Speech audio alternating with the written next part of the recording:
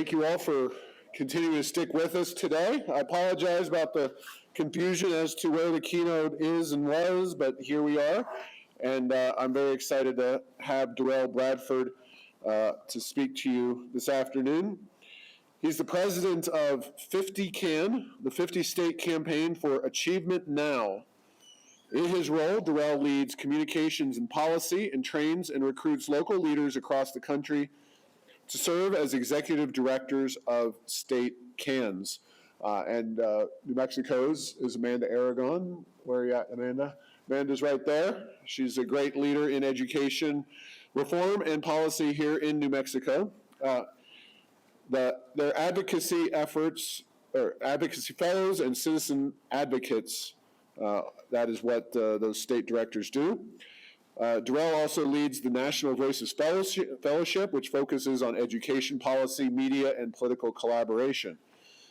Derrell frequently contributes to education debates in print, digital, radio, and TV media, serves on boards dedicated to putting the needs of students and families first, including Success Academy Charter Schools, Yes Every Kid, National Alliance for Public Charter Schools, advisory boards of the Alliance for Catholic Education at Notre Dame, and National Association of Charter School Authorizers, the PI Network, and was the founding board chair of EdBuild.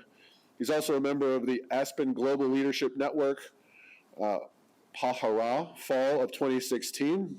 Need to find out more about what that all is. And a native of Baltimore, Derrell attended the St. Paul's School for Boys and received a bachelor's degree in English from University of Pennsylvania. So Derrell and I have something in common. We both went to all boys schools at one point in our life. My high school was all boys. So welcome, Derrell Bradford.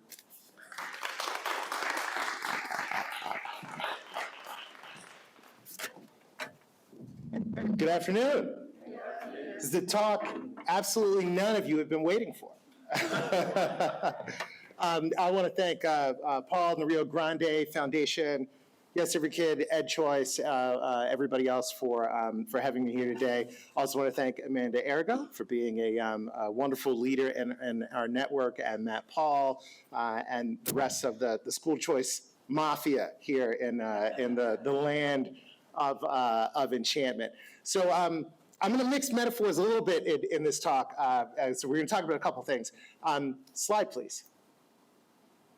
So I want to talk to you about music and education, right? So like music, and then I want to do like choice and innovation and education, because this was my choice. Well, it wasn't my choice. It was a sort of a life-saving proto-public policy win that I got when I was in the 6th grade. I got a scholarship to go to this school in Baltimore. This is the St. Paul's School for Boys in Brooklynville, Maryland. I happened to be on Team Catholic. This is Team Episcopalian, so I found out what the differences were.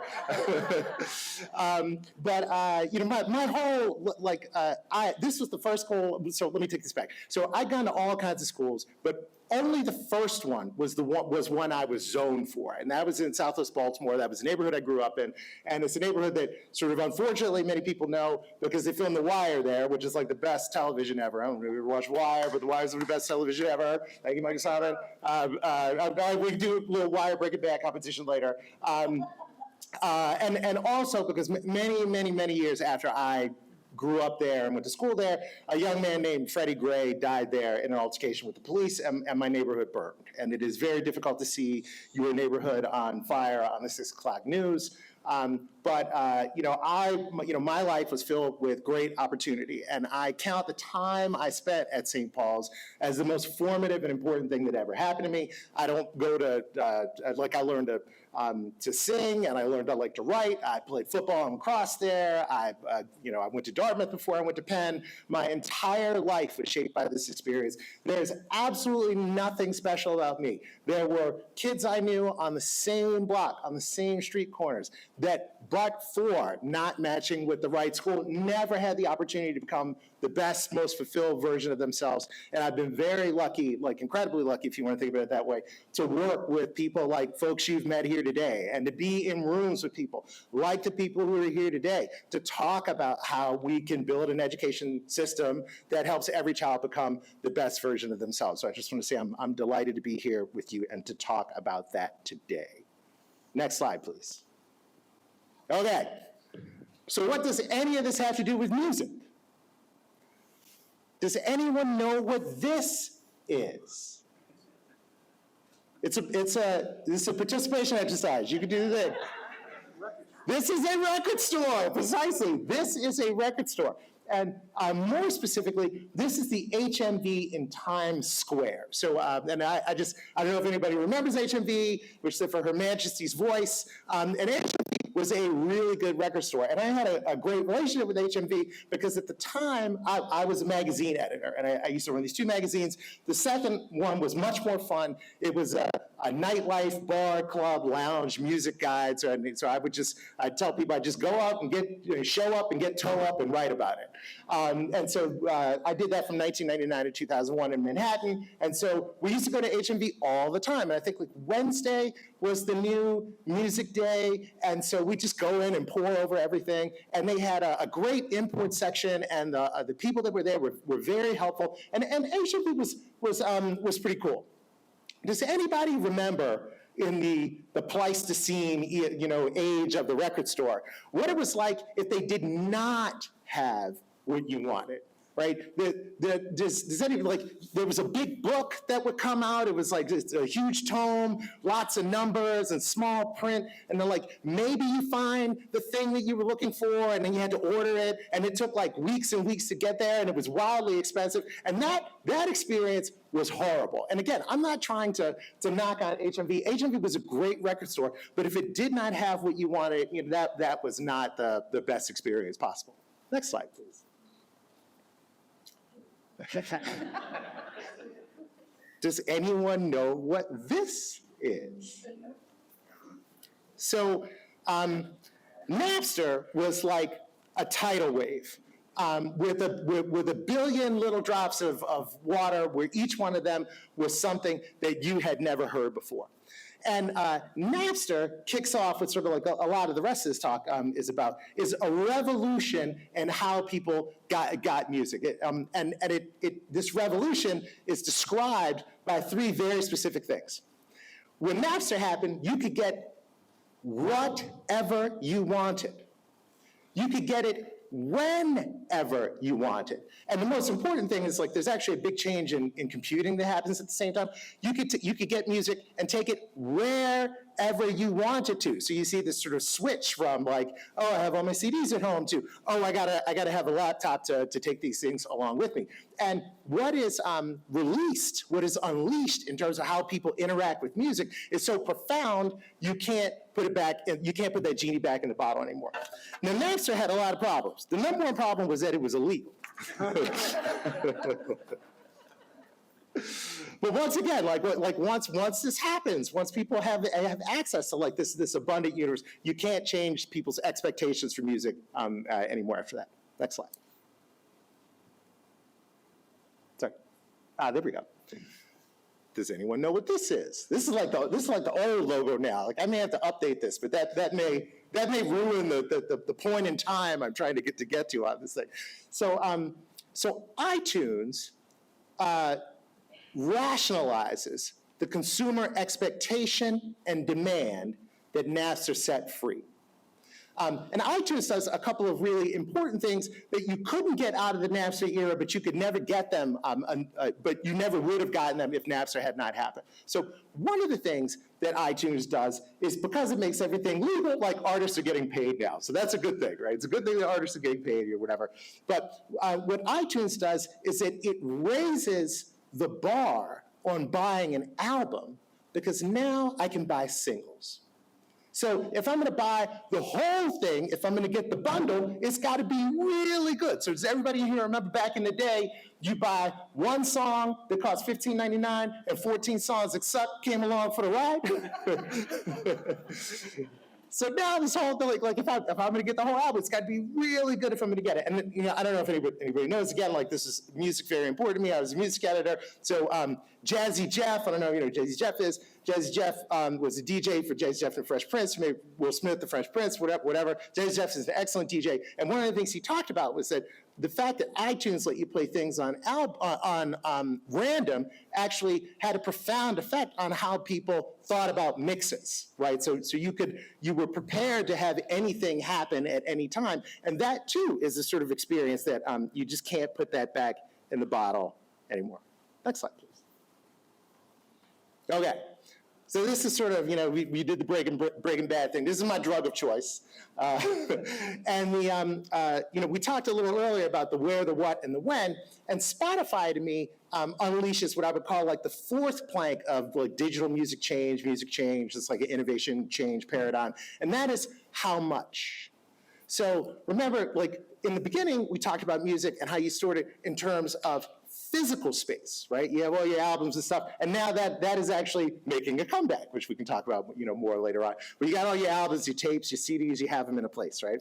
And then we talked about you look at music in terms of digital space, right? Which was like how big is your hard drive or whatever, that kind of thing. And now it's like we look at it in terms of time. So like, what is your cell phone plan? Is your cell phone plan unlimited or something like that? And I always think about this because I had this guy, I played lacrosse with him in high school. His name was Joey Gelbart. He has no idea that I'm up here taking his name in vain right now, but I'm gonna do it. And Joey had a 100-disc changer in his trunk.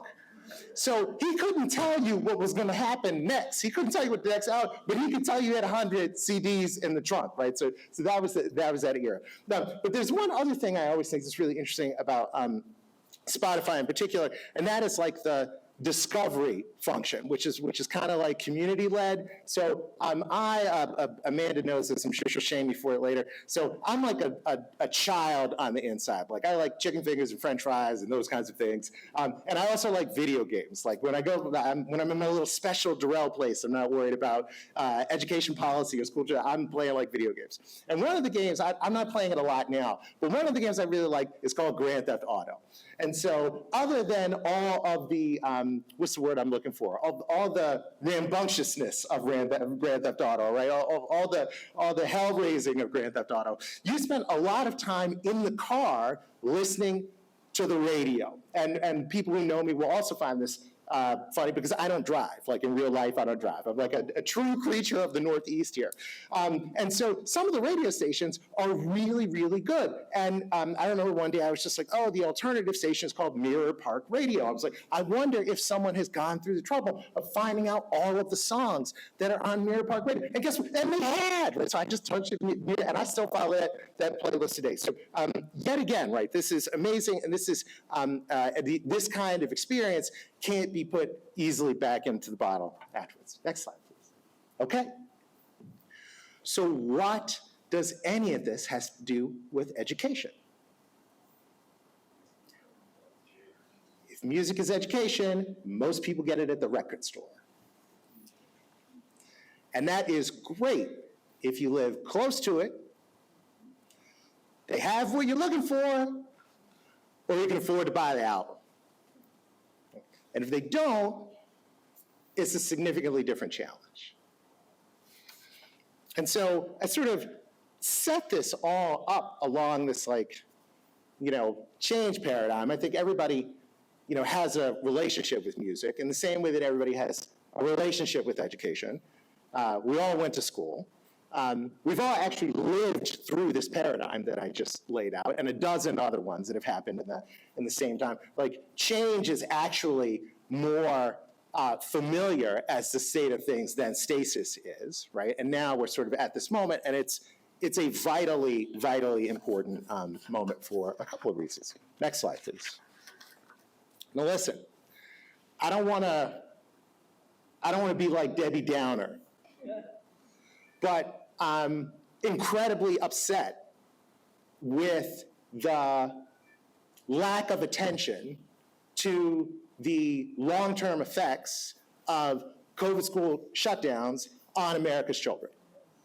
And I want to put my cards on the table because it's like, so, you know, I live in New York, New Jersey. I was scared. Like in April of 2020, I was at the front of the line. I was like, close it all down.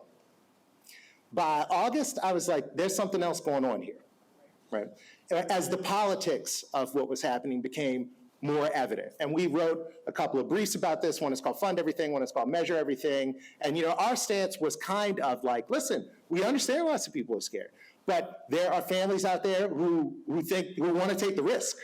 They're like, my kid needs in person. I see what's happening to my kid at home. There are teachers out there who are like, I want to be in person. I hate teaching, you know, virtual. Like, we need to do something that allows those two groups to come together, right? And there were other groups that came together. There's a great story I remember reading in the middle of all this as New Jersey unilaterally pulled its virtual option, that there was a young man in Jersey City, which is the town I live in, and he's mildly autistic. And he was the protagonist of the story. And his time on virtual had been a revelation because the bells and the noise and the social and everything were horrible for him. And his mother was like, I don't understand this, right? So what had been exposed was that, you know, and I don't need to beat everybody in this room with it, is that one size does not fit all, right? Like a uniform system was not uniformly applicable to all kids, and like the disruption had really highlighted that. But I want to be specific about what exactly happened, like where we are, because I think that's really important. So in October 2022, Education Week was writing about the NAEP results. The headline was 2 decades of progress nearly gone. National math and reading scores hit historic lows. After that data came out, the New York Times noted that 1990 and 2004 were the last times that performance was that low for 13-year-olds in math and reading, respectively, in the city. A couple of weeks ago, NWEA released its study called Education's Long COVID. 2022-23 achievement data reveals stalled progress toward academic recovery. The researcher, when the sample size was 3.5 million kids, so this is not like arbitrary. The researcher, when asked about it, said, we're actually seeing significant evidence of backsliding. So it's getting worse, not better. Lisa Grover mentioned Credo earlier, which at Stanford. So Dr. Mackie Raymond, who's one of the principals there, she did a study on this called The Pace of Learning, which looked at how much of an intervention you would have to have on behalf of the student, not just to catch them up to where they were in 2019, no great goal, right? No great goal at all, but to get them to where they would be if the COVID disruptions had not happened, and basically fewer than 2/3 of students will achieve a level of average knowledge in reading and math by the time they are seniors in high school, unless something is done. We're going to lose an entire generation of American children. This is one of the greatest domestic policy failures of our lifetime. The harm of the last 3 years will be with us for the next 30. This is a disaster, right? And I don't want to like, I'm not doing this just to like beat the drum. I'm doing this to say that like something has to happen. We don't want to be the nation that everybody looks at and says, oh yeah, we picked our adults over our kids, right? And that we are absolutely at risk of that happening right now. And I just want to highlight it because most of the places I am, nobody wants to talk about this, right? I just think it's really important that we know where we are so that we can talk about where we need to go. And then the last thing, I just gotta like, I gotta poke at it. You know, the era of school shutdowns is not over. It has merely changed form. So right up the road in Nevada right now, there are wildcat sick-outs going on that are closing schools all over Las Vegas, right, in Clark County. There's a judge there who has called this an illegal strike.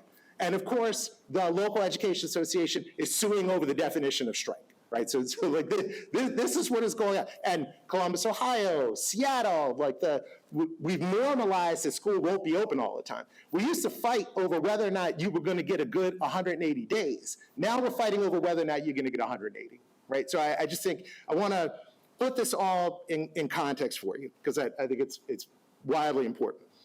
But this tragedy, it also represents an opportunity. And I don't say that to be flip or sort of opportunistic at all.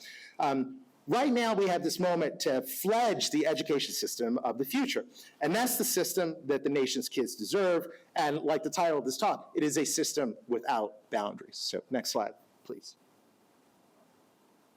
Okay, so my deputy, he never wants me to mix metaphors, but I'm going to do that now. So like all the rule breaking, I've signaled that rule breaking is about to take place, because this is actually like a time for real innovation, right? Which kind of like fuels a lot of the policy discussion I think you've had there. So I had the, I wanted to look innovation up just to make sure I had it right. I like novelty. Use the word novel. Novel doesn't always mean sort of like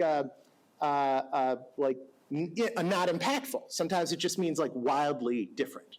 So I think it was worth highlighting that. Next slide, please. Okay, so when you're thinking about innovation, just like we talked about with music, there are few things you can innovate on, right? And here are a few of them. The who does something. The what is it, right? The when, the where, and the how much of a thing. Like all of these sort of, what's the word I'm looking for? Vertices, right? All of these vectors, that's the word I want, are routes you can go down if you want to get a different result for something. Next slide, please. And so these are three ways that this manifests itself. And I love this right now. And I will give you some examples because I want you to sort of understand also that the things we have been talking about today, they are not things that aren't actually happening yet. Like normally you're having a conversation about the future you want, and there are very few examples. Right now we're having a conversation about the future we might want, and there are lots of examples, right? So one way you can innovate on something is that you have like a breakthrough technology that just drops in, it's difficult to regulate, and it just blows up the whole thing, right? So we just go back to when we talked about Napster, right? Like I used to love Tower Records too. Tower was a joint, that was my thing. But you look at what Napster did to that. And like the analog to this, I think, in the education space right now is generative AI, right? ChatGPT. Like I'm not sure, or any other of these models, Bing, Bard, like any of this stuff. And I'm not trying to oversimplify it, but there was a report done recently that said that, a poll rather, that 91% of teachers and 87% of students believe technology is important to get students back on track after recent academic losses. 51% of teachers reported using ChatGPT, 40% of teachers use it weekly, and 71% of teachers and 65% of students agree that ChatGPT and similar tools will be crucial for student success in college and the workplace, right? So this is out of the bottle, right? This has happened. Just like that rock that hit the Yucatan, So there's nothing we can do about it, and the question is like, what do we do now, right? So that's the first one, breakthrough technology that's difficult to regulate.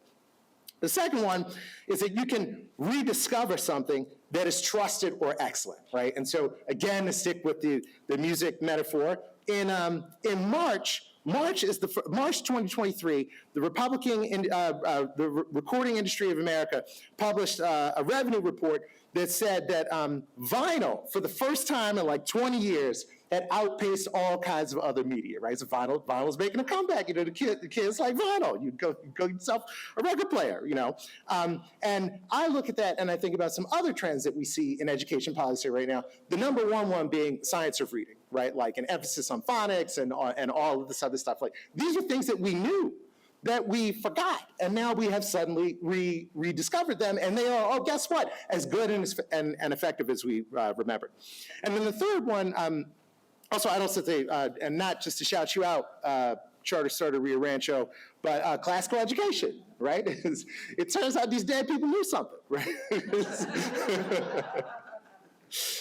So I think that's another great example too. And then the third one I would just say, which is on, you can change who is in charge of something or how it is measured. I think this is actually incredibly important, relevant to this talk. Back in the way back, right, when paper mattered, there used to be this thing, and if you know what this thing is, you can tell me, it was called Zagat. Does anybody know what Zagat was? So Zagat was a restaurant guide, and it came out once a year, right? And it was a big deal to be in Zagat, right? And it was a big deal to write for Zagat because it was a small community. I give it a head nod from Theta. All right, so Fada's giving me the head nod on Zagat. Community of experts writing about restaurants on a defined scale, right? Now we have Yelp, right, and a whole bunch of other devices that where like millions of people are actually the expert, right? There are all kinds of people who are rating these things on all kinds of scales. So we used to have a small group of people who were in charge of the thing, and now we have a diverse group of people everywhere all the time who are in charge of the thing. And I think there's a very similar sublimation going on in education, on finance, on a bunch of other stuff right now. You know, North Carolina yesterday passed the universal education savings account with a sliding scale, right? So like if you're rich, you get less. If you're poor, you get more. You know, like we have a campaign there. We're very interested in that. You know, Idaho sent money directly to families. They sent COVID relief to families. This is like a big deal. They also made it illegal in their open enrollment law to discriminate against a kid based on where they live, right? I mean, this is like a transformational change. Arkansas did a universal ESA and then lifted the cap on charter schools, right? I mean, Florida went all in because Arizona went all in before, right, and decided they were going to do an ESA. And there's one thing I just want to say about this, because I know it talks sort of about no boundaries. For all of its Wild West politics, when Arizona passed its ESA, it did one of the most sort of progressive things you could do. It took where a kid lives out of how a kid was funded for school, right? So there are lots of other messages that come out of that, like you create this environment where parents have more agency, right? You create the conditions for markets and providers to come in. Like all of this is really good, but in the end, what Arizona did was say where you live doesn't matter to us. Like go get the best education for you, and I think that is a fantastic change, and that's something that we sort of want all states to emulate. Next slide, please. Okay, so I gave you some examples, and now just some like principles, and then I think there's like one other thing for me to say, and then I'll take some questions if anybody cares to ask questions, including about music. We talked about examples earlier. We talked about innovation, like ways that innovation happens is sort of like the energy of this moment.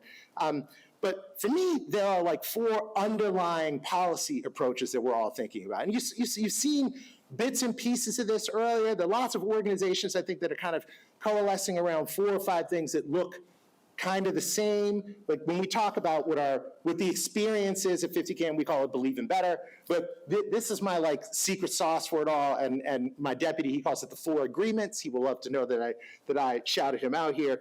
And so the first one, fund families, right? And so New Mexico, to its credit, has some some very modernized elements around how money is collected at the state level and distributed to public school kids. Lots of other states are trying to do some of these things. Yeah, the organization I used to chair the board of, where everybody was smarter than me and like good at math, English guy, word guy. We used to talk about how using local property taxes as a way to fund local schools is a very perverse incentive for everybody, right? Like people respond to incentives when it's like my house, my school, my money. You're going to be less willing to let other people get that choice if that's the choice that they want, right? The fact that we bundle the house and school is like a deliberate choice. The fact that we use school assignment as an accelerant to housing value is a deliberate choice. Like as a society, like we should have a conversation about whether or not we want to continue to do that, because there are lots of perverse incentives to doing that. So that's sort of the one thing. And then the second thing I just want to say is like, I'm ride or die for direct money to families. I want money in the hands of families, right? So they can solve their own problems. And there are a couple of reasons why I think that's incredibly important. So Sam has heard me say this before. There's 4 ways that people normally like experience school, right? You buy the bundle. So you get your house and your school is packed in, right? Or you pay tuition and you go to St. Pius X, which is wonderful, and they just do the thing for you. It's all there, right? But then was what I call bundle plus, which is kind of like how the rich people do it, right? So they get the school, you get the seat, you get all that stuff. Plus, you're spending all your own money on a tutor and a college coach and all these other things, right? And that behavior is actually, it's totally laudable, totally understand why parents do it, but it has, it turns education into an arms race in a lot of respects, right? I'm not saying don't do it. I'm saying that like the enrichment spending is an accelerant to the achievement gap. And there's a lot, Richard Reeves has done some stuff on this, there's a lot of work that, that backs this up. And so, so that you have bundle plus, and then we have what we call the half bundle, which you heard a little bit earlier about, what's like hybrid homeschool, whatever. Like, how do I want to homeschool, but I want sports, right? I get the Tim Tebow thing, right? Or I want to be in school, but I only want English and this other thing from you. I want to do this other thing on my own. You know, like how do we create a school funding system that allows for that? And then the last one, of course, I just say it's like, I want to go my own way. And that's, you know, people talk about microschools and the home and sort of Acton and these other things, right? These are like, I'm going my own way in ways that aren't just like buying a seat. There's a great piece in Wired magazine from like 15 years ago about how Silicon Valley entrepreneurs were assembling education for their kids before anybody thought it was cool. You know, so those four things are happening. And to me, the fact that parents get money is a way to deal with the fact that that's the way the world is. So one, if we know that out-of-school spending is really important, I want low-income families to be able to do that too, right? Two, if we know that like the sort of most able of us are sort of assembling a customized education that meets the needs of the kid, I want everybody to be able to do that as well. And the last one, just to be pointed about this, and to go back to this discussion we had about the pandemic, you know, I want families to have money because I want them to have insurance. I think one of the things that we found, and it's tough to say, but I'm going to say it, is that if you pay schools to be closed, they'll be closed. You know, there's a reason why Catholic schools were open, for instance, because they didn't get paid to be closed. You know, and so to me, like, we don't know if this is going to happen again. It could happen again. My fears about it happening again have not been assuaged, and I think parents need some insurance so that if something like this happens, they are able to make the best sort of move to them. So it's those two things. One last thing on this: a lot of people will say, I trust me as a parent, but I don't trust any other parent, right? So it's like distrust among parents is like it's a currency in high availability. But there was a study done of the child tax credit, and what they found was that 30% of all families and 40% of low-income families said they use the funds for their child on education. So to me, this is like a wonderful, I want a trust-based system. I want to trust families. I want to trust parents to make the best decision for their kids. This is a wonderful example at scale, so I'm just kind of throwing that out there, and I'll rush through there. All right, the second one, protect the innovations of the pandemic. So a lot of what we've been talking about today are pandemic innovations. Like, yes, people homeschooled before, but the scale of homeschooling now is a pandemic innovation. Like, the number of Black homeschoolers tripled, right? And like, so we do our own thing. Now we're doing new thing. so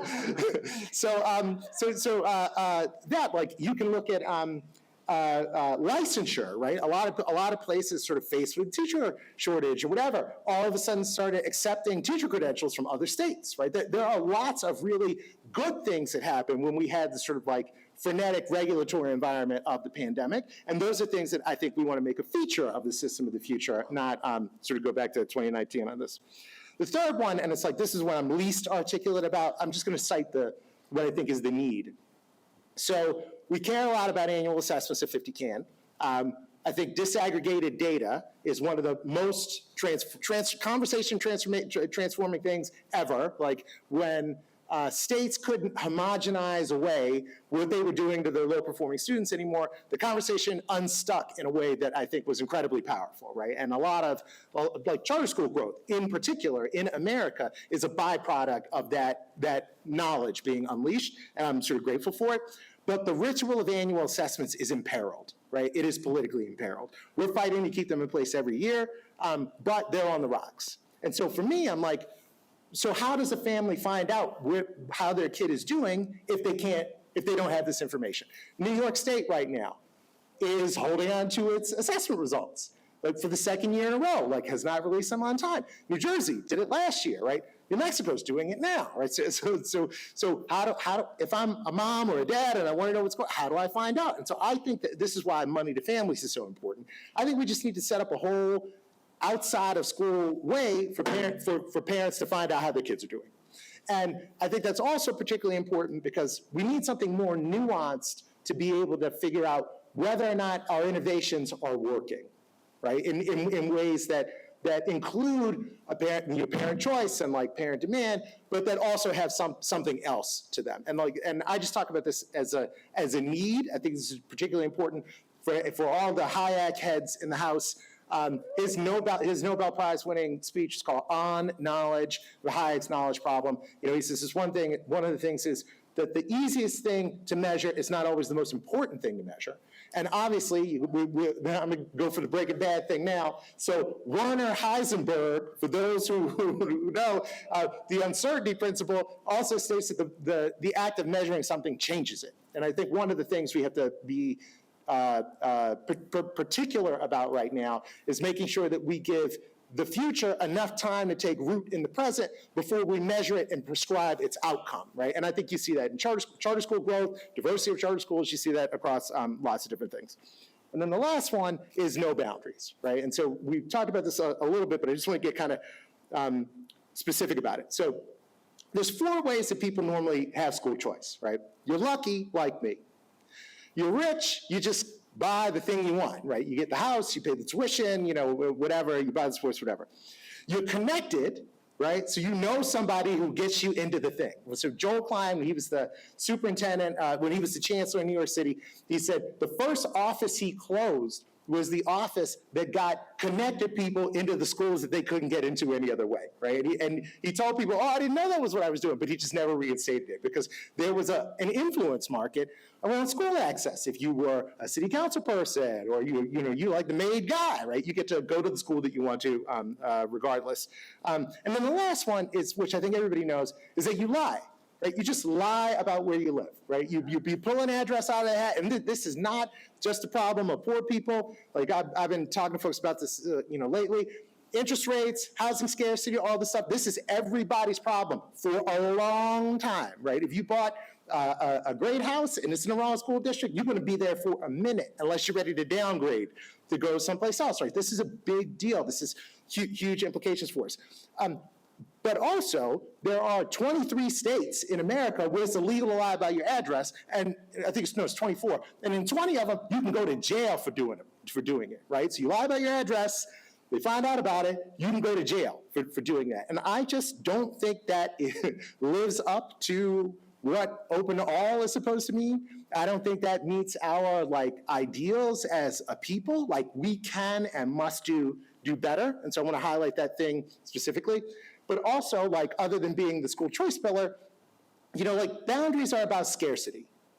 When I draw a line, the thing inside of it is mine, and everything outside of it can't have access to the thing. And not only does that sort of describe school assignment and all this other stuff, it has a profound effect on how we approach making new things.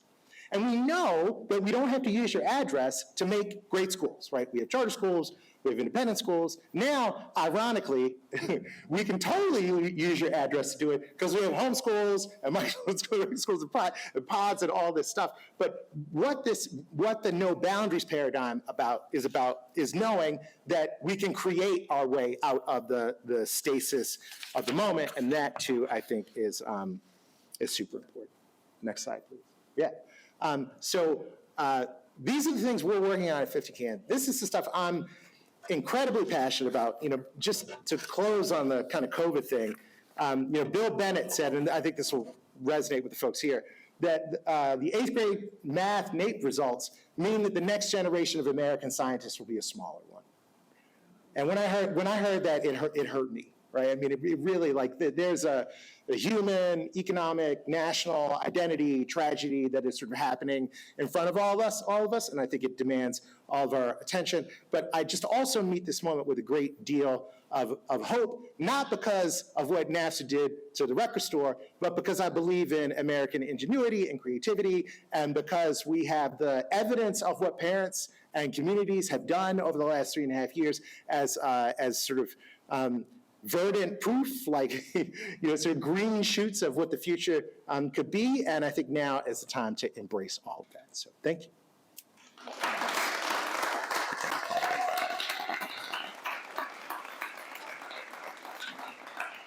So I know they didn't put me up against cocktail hour, which is great. But okay, if anybody has any questions, I'm happy to answer some of them or try to answer them. If not, we can just go hang out. The campus is beautiful, and then we can meet for the next session. So yeah, I am at your disposal. Yes. Sure. Funny family. Uh-huh. I think I understand this as I'm homeschooled. My daughter's in full credit, but because I'm homeschooled in the state of New Mexico, if she was in public school, get her hook paid for. Yeah. Because she's homeschooled, I have to pay out of pocket plus I pay taxes. Yep. To that public school. Is that the idea of funding families? Money would be available for all families, where each family would pay more. It wouldn't be a tax dollar issue. Yeah, so the imperative is clear, right? Like money to families. Like I said earlier, like I want a trust-based system. So if you want to buy books, you buy books, right? Like I know the person who runs the New Hampshire Education Savings Account, and she got a request one day for a microscope that was a particularly expensive microscope. So she called a family up, and she was like, what's up with the microscope? And they said, well, we're doing an MIT thing. This is the microscope they say we need to have, right? So that is my orientation toward this. I think the important thing, and what is the name? He's got like a movie star name. Burley Kane, yeah, your boy Burley Kane was here earlier. His presentation, like, I think there are some finance devices that are better, right? They're more flexible, allow families more freedom, more choice, whatever. But there are lots of devices that help families get more money. Tax credit, whatever, like Minnesota has a deduction and a credit. Like one of them is not for tuition, one of them is. Arizona has, they had a program back in the day where it was like, you could use it on basically everything but tuition. It was like books, and somebody mentioned tutoring earlier. Tutoring's a really important part of this, so like a qualified tutor, whatever, all that stuff. So books for homeschoolers, right? I just want to say this. I think we owe homeschoolers a great debt of gratitude because they did the R&D that helped make the last 3.5 years not as bad as they might have been. So I just want to like shout that out. It's like I got interviewed for this article in the Washington Post about this, and I was just like, look, this is a defensive constituency, right? I'm like, they're doing their thing and we're doing our thing, right? And that is how it's historically been. And I feel like there's been like a real rapprochement around that now, right? Like people are like, we're kind of partners, you know? And so I like that. So yes, I would like to have as many devices, whatever your state allows, that allow for the interaction you're talking about, plus many others, right? Club sports, a whole bunch of other things that are going to be good for a kid and that a parent desires, and I think that's a good thing. So. Second question. Go. As also a certified public school educator, I know there's a shortage of teachers, classroom over population. You know, you have a hard time keeping up with your students as it is. You go to school choice where all of these parents are wanting their children in that same school. We're going to look at overcrowding of that school and underpopulation of other schools. I know competition is good, but how do we, and then how do you choose which two students are allowed to enter, and so it creates a lot of problems. Yeah. Too. What are we picking at there? What are the solutions? Yeah, so I would say the problems are different, right? Because like everything's trade-offs, right? And I don't say this to be flip. In some respects, small is the new big, right? So one of the things I think, and it's a good thing that we know, is that because of so much community engagement around the issues of education after the last 3 years, there are a lot more people that can be put on the problem. And the barrier to being a part of the solution is a high one, right? So I want to highlight that. The second thing I would just say, and I will pick on Manhattan for a minute here, where I lived for a very long time, and where like walking outside costs $40. So there are a series of high schools in New York that, like public high schools, that you want to go to, right? The crown jewel of them is called Stuyvesant, for anybody who has it named after Peter Stuyvesant, whatever. And there is a test that you take to get into any of these schools, and it's a hard test, right? I've seen it. It is difficult. It has stuff on it that you might not learn in like a regular New York City DOE middle school, right? And in particular, Asian families take this test extremely seriously. So they're all in on it from the moment that they find out about it. And so you take the scores of all students and you rank them. And then those students rank their choices. And so Asian students represent a disproportionate percentage of the pool, right? No foul on them, I'm all for it, right? And they disproportionately choose Stuyvesant as the top choice. So of 750 freshmen, like 9 are Black and Hispanic. A great tragedy, a blight on New York City and everything about it. No foul on me against the Asian kids. I'm all good. I'm all good for what they're doing. They're playing with the rules we have set up for them. There is no one who has argued we should make a second campus of Stuyvesant. Right? We could. We totally could. There's no reason why the freshman class of Stuyvesant only has to be 750 students. Right? I mean, there are work rules and other things. Those are the reasons, right? I think you mentioned this earlier. That's right. It's scarcity on purpose. And there is the mindset of government in this instance that the things that exist now that are good will be the only things that ever exist that are good. And so the process to allocate that must be mine, not yours, right? And so I'm dead set against that. And my example of this, just to bring it close to home, is that I'm on the board of the Charter School Network. It's called Success Academy. We're like 14 years in, I think is what it is. You know, it was one school in Harlem 14 years ago with a bunch of, like a small group of people taking, you know, a flyer on a woman named Eva Moskowitz who promised them college, you know, as a dream in 12 years. We got 48 schools and 22,000 kids now. And this, you know, is this public charter school. You got a lottery to get in. You know, it's like incredibly high expectations. Like, college is what we're about. And to me, like 12 years ago, 14 years ago, 22,000 kids would have been like dying trying to get into Stuyvesant, right? Which won't add another seat. Instead, we used another device to create schools to meet that demand, right? And so to your point about a lot of people want a thing, I want a world where a lot of people see that parents want a thing and decide we should give more of that thing. Right now, all the incentives are set up to do exactly the opposite, and that to me is wrong. Let me come over here and then you. Rebecca? Thank you. Have you seen a correlation between the population growth? So a lab facility, we're at the next flying enrollment, and they don't lose more kids, what? 80? So is there a correlation? Yeah, so it's an interesting question. So let me kind of turn it on its head. So birth rates are down in the West. So like, people aren't making kids like they used to. Perhaps that is the fault of video games. but I highlight this to say that, like, yeah, in America there are places where people are moving to, but overall the number of children in America is going down.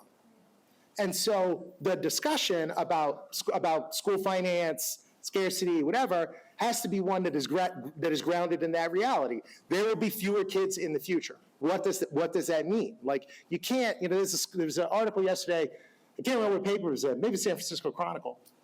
There's a school in San Francisco that has 11 kids in it, and if you average what they're spending on the kids with what if you average what the school is spending versus the number of kids there, it's like $80,000 a kid. Right? This doesn't work, people. Let me be the first guy to tell you this doesn't end well. And so I just think that you know, we talked about modernizing school finance arrangements earlier. We have school finance formulas in much of the country that assume unlimited student growth. That's not a reality anymore, right? Like, and you know, maybe we change. We go to a like pronatalism policy agenda at the federal level, which makes it easy for people to have kids. That is a thing. Like, we could decide to do that, but we're not doing that right now. This is like part of Romney's platform, I think is what it was. But we're not doing that. And so I just think that the real answer to that is to have an honest conversation about how many kids are going to be in the future. And what we should do with what used to be a fixed cost model where there were always going to be more kids, now that we have a variable cost world and there are fewer kids. So Yes, right here. I wanted to speak to this woman's point or question just a little bit. But I want to preface it with a story. On board a race to New Mexico, my parents homeschooled me and my brother to important people here. There were one of several sets of parents to get it legalized. All about rule breakers. Let's go. Okay. I like to say my education was born through civil disobedience. At that time, there was one curriculum that was available. It was called Taste, I'll Read, Write. One curriculum. The homeschool characters at that time were pioneers. And I'm a homeschooling mom now myself. My kids are quite to be graduating soon, although they just started, 2 of them just started in academy. And there are so many resources available out there for education now that if the Department of Education were abolished tomorrow, we have the infrastructure in place already thanks to innovative systems schooling and private oil and that sort of thing that our students can take care. So from an economic perspective, education is not a zero-sum game. There is not a limited number by what we do to grow the pie. So the issues with overcrowding, who gets in and that sort of thing, doesn't happen when you have voice and the ability to create and innovate new solutions. Okay. And so I will just say last thing, and again, I'll be around, later. If I'm a school choice person, right? And I hope it's very clear to you why I am, right? I've worked on lots of other policies. I've done teacher eval, graduation standards, like all kinds of stuff, right? This is the thing that's most important to me because it's personal, but I have sort of a big view on it. That said, I'm about choice, not telling somebody what choice I think they should have. And so I think that is an important kind of mind shift that we should think about because it's going to take all of us to get there together. And that means homeschooling teachers that are teaching in the district, right? People that are ride or die for the district but doing a really good job there, right? Folks who have an idea for one charter school for their community, right? That's going to be unique and about that, right?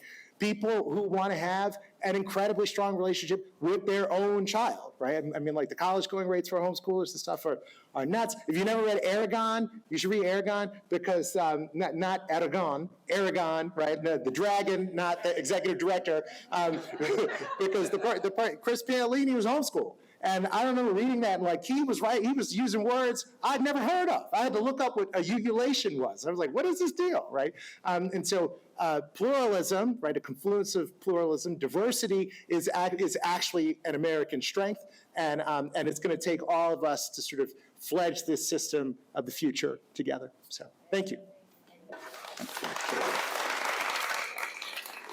Thank you.